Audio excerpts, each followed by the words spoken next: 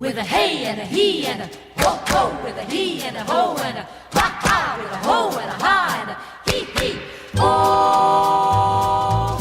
Welcome back. Home Wizards here. I'm Cindy Dole. I'm Eric Stroman. And we love to improve your home and improve your life, even during the holidays, probably even more during the Even holidays. more so, because you know why? We are getting so many amazing tips and ideas on how to decorate your home for the Christmas season. And this next particular idea here with Christmas trees, it really spoke to me because I've for years felt like we buy these trees, they're 30 to 80, $100 for a tree, and then you throw it out 2 weeks later. I think it's sad. I almost feel like I can hear the tree crying. It's weeping in my home. When It's it's singing sitting Silent there. Night alone. Well, when it's sitting there waiting by the recycling, and it's all dried out. I know. And I mean, it had all the memories. It just had feels, feelings, It doesn't just it? feels sad. I know.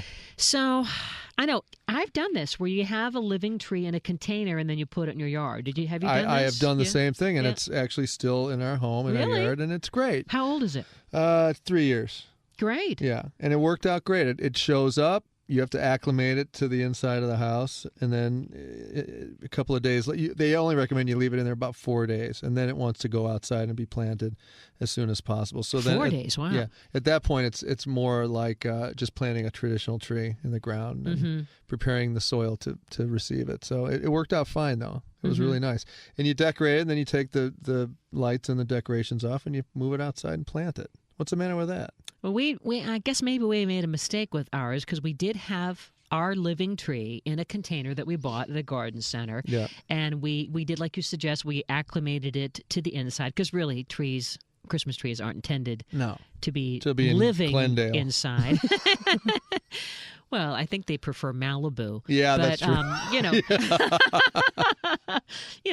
or maybe San Marino. But, it worked out okay. But I think that it probably went through a little bit of stress. It didn't die, but we kept our living tree in a container. It was on a table, and we decorated it, had the lights and the whole shebang. And then at the end of the holiday season, we then kept it in a larger container.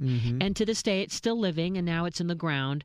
But I think that it went through some stress because we kept it in the house for a month. Yeah, that's so right. Just a week Yeah, less. they say 4 to 5 days at the most. So that's something that maybe, you're doing it that last week before Christmas itself. You Yes. get it, you treat yourself, and you put it up, and there it is. Yep, and then, it's obviously going to be a lot more labor intensive, but I think it's beautiful because it can kind of represent that particular year, and then as trees grow, a year goes by, and there it is. Hey, remember that Christmas we did the live tree? Yeah. No wonder we have the fake one this year.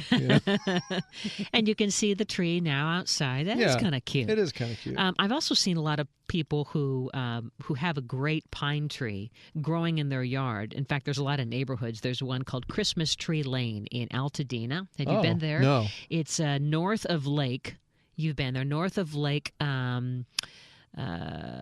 What's the cross street? Can't think of the cross street, but you can't miss it. It's Christmas Tree Lane, and all the trees line that street. They must be about 100 years old, and they're beautiful, and they decorate them with lights, and so it looks so cool. And wouldn't that be neat to have that idea? Like all the neighbors had a fresh tree, living tree, still on the streets. That would be great. Yeah. Populate the whole neighborhood with a beautiful pine tree. Yeah. So, if you are going to bring one of these trees home, naturally, like we were talking about, even a cut tree, you don't want it to be near the heating ducts, do you? Not near the heating ducts, and also you don't want it to be in a window with direct sunlight because that dries it out. And I love that tip from our Christmas tree lot guy at Santa and Sons. You bring the tree in after it's been cut, and it wants to scab over on the bottom of the trunk when you cut them, and that's why water doesn't saturate up into them, and that's when they start to die, because they're not open and porous. And so, obviously with a living tree, you're not going to have to deal with any of that. You'll just have it there 4 days. But what you do want to check out those. You don't want to bring infestations of different kinds of bugs and animals and eggs and stuff like that. So you want to check the branches a bit, make sure that you don't see anything going on there, because that would be terrible to infest your house with Christmas lice. Well, I guess they're even suggesting that you get anti-wilt or some other kind of a spray to also minimize any needle loss. Right. Right. But, all right, so we're checking to make sure that the tree is going to be healthy and that it's going to have a nice transition into our house.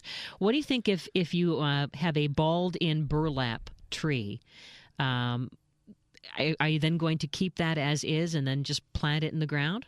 That's right. Yeah. You keep that. That's how they work. Actually, they're shipped with a burlap bag around them, and that keeps moisture inside the bag. And then as you're holding it in the house for the 4 or 5 days, you keep that nice and moist again, and then you just go ahead and take it out and put it right in the ground. Bam, done. Just that easy. It just dissolves. Yeah. On its own. Yeah. Uh-huh. Although, unless you wanted to keep the burlap. You mean to make a lovely A poncho? skirt. Yeah. Or poncho. A nice little workout number. That's right. Yeah, I usually wear the burlap poncho and a Speedo, as you've seen. That usually goes over well in the gym. So those are some fun ideas. I mean, the living Christmas tree, I think, is a special thing to do. But why not also consider renting one? They do this in Los Angeles, and it's been around for a few years. A guy in the Bay Area, in the Santa Monica area has this, and I want to tell you about his website. I got to bring it up here in a second. But it's basically living Christmas trees that you rent. I like that idea also. I mean, it's not cheap. It's like $50. But, the trees are not much less than that. The trees are, right. You're going to throw them out anyway. You might as well just rent it. And I think that you have to sign some kind of a clause.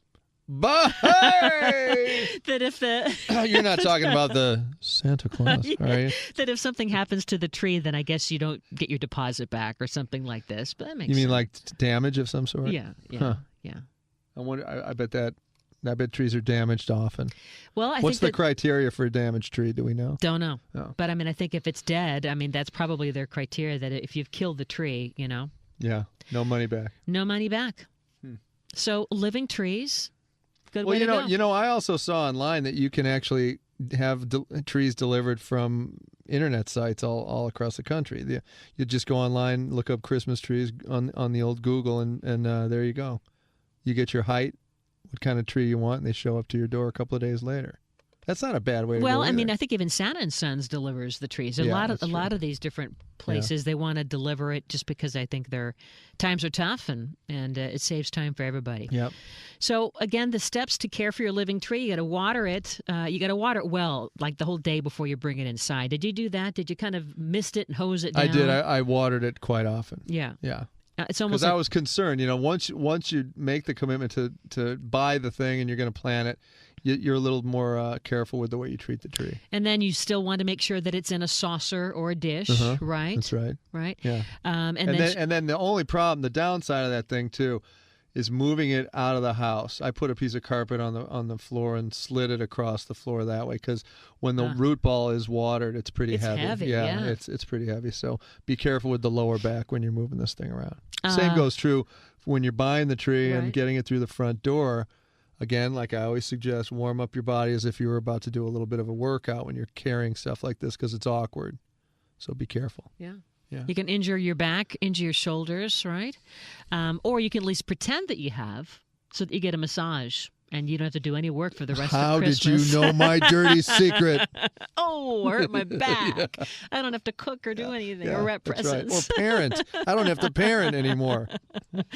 And now you might want to consider fertilizing the tree. This Formula 49 is a good idea to keep in mind, too, just to keep the living tree fresh. So anyway, some fun ideas to think about, in terms of instead of having a tree that's been cut or an artificial tree, living tree. You can rent them. You can buy them online. You can do whatever you need to get it there. Well, when we come back, speaking of the garden, we have some great gifts for gardeners, but also some great gifts for the tool guys. That's right. We? Nothing but tools for Christmas. It's going to be a good one. Whoever receives this gift. And we're going to help you get ready for guests with installing crown molding. And then what do you do to fasten up those stockings anyway? You have some ideas for you. Wall anchors Arama. That's what we're going to talk about. Home Wizards, Eric Stromer, Cindy Dole, as we segue into Hour 2. The fun is just getting started, so don't go away. We're back in a bit on KFWB News Talk 980. There's no time to waste. There's so much to celebrate.